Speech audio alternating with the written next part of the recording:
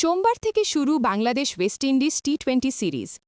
চট্টগ্রাম ঐতিহাসিক ও নান্দনিক সিআরবি সেন্ট্রাল রেলওয়ে বিল্ডিং প্রাঙ্গণে উন্মোচিত হল বাংলাদেশ ওয়েস্ট ইন্ডিজ 3 ম্যাচ টি-20 সিরিজের ট্রফি। রবিবার দুপুরে চট্টগ্রাম নগরের সিআরবি এলাকায় আয়োজিত এক জমকালো অনুষ্ঠানে দুই দলের অধিনায়ক লিটন দাস ও সাই হোপ যৌথভাবে ট্রফি উন্মোচন করেন। বাংলাদেশ ক্রিকেট বোর্ড এবং বাংলাদেশ ট্যুরিজম বোর্ডের যৌথ উদ্যোগে দেশের ঐতিহাসিক ও দর্শনীয় স্থানগুলোতে ট্রফি উন্মোচনের প্রচলন শুরু হয়েছে।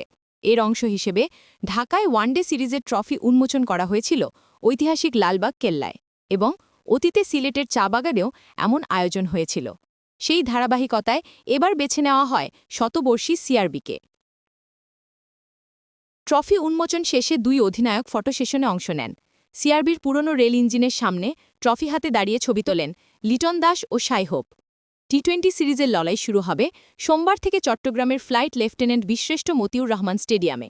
সিরিজের পরবর্তী দুটি ম্যাচ অনুষ্ঠিত হবে 29 ও 31 অক্টোবর। প্রতিটি ম্যাচ শুরু হবে সন্ধে 6:30টায়। এর আগে সদ্য সমাপ্ত ওয়ানডে সিরিজে 2-1 ব্যবধানে জয় পেয়েছে বাংলাদেশ। নতুন ফরম্যাটেও সেই জয়ের ধারা অব্যাহত রাখার প্রত্যয় ব্যক্ত করেছেন অধিনায়ক লিটন দাস। বাংলাদেশ দলে স্কোয়াড: লিটন কুমার দাস অধিনায়ক, তানজিদ হাসান তামিম, পরিবেশ হোসেন ইমন, তৌহিদ হৃদয়, জাকির আলী অনিক, শমীম হোসেন পাটোয়ারি, রিশাদ হোসেন শেখ মেহেদি হাসান, নাসুম আহমেদ, তাসকিন আহমেদ, মুস্তাফিজুর রহমান, শরীফুল ইসলাম, তানজিম হাসান সাকিব, নুরুল হাসান সোহান ও সাইফ হাসান। চট্টগ্রামের দর্শনীয় প্রাঙ্গণে ট্রফি উন্মোচনের এই আয়োজন যেন নতুন করে উজ্জীবিত করেছে ক্রিকেট প্রেমীদের। এখন শুধু মাঠের লড়াইয়ে উত্তেজনার অপেক্ষা।